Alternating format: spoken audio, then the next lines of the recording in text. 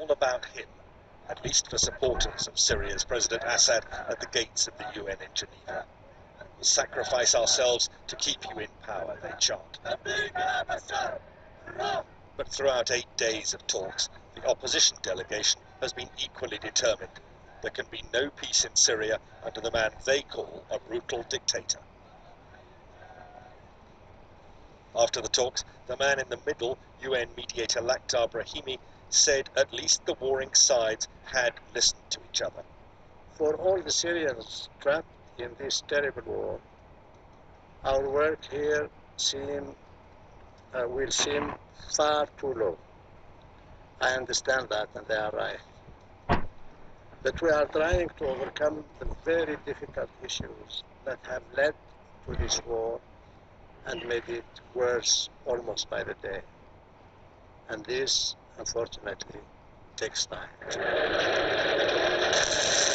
So there's still no relief for civilians starving in parts of Homs under siege by government forces. UN still can't get the authorities to allow trucks in with supplies of food and medicine. But in the war of words in Geneva, the government side blamed the opposition for pressing hard for power.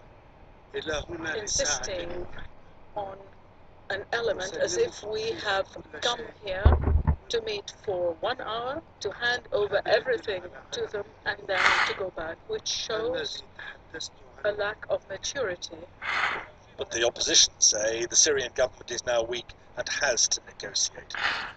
Saving Syria really worth every second we spend here, even knowing that sometimes we are moving little or moving nowhere. So did this first round of talks here achieve anything at all? Well, the UN mediator Lakhdar Brahimi had at least 2 answers to that question. From the point of view of Syrians trapped in the war, he said, our work here must seem far too slow. But he also expressed the hope that if he can get the 2 sides back here again in 10 days' time, they may be able to build on some common ground. James Robbins, BBC.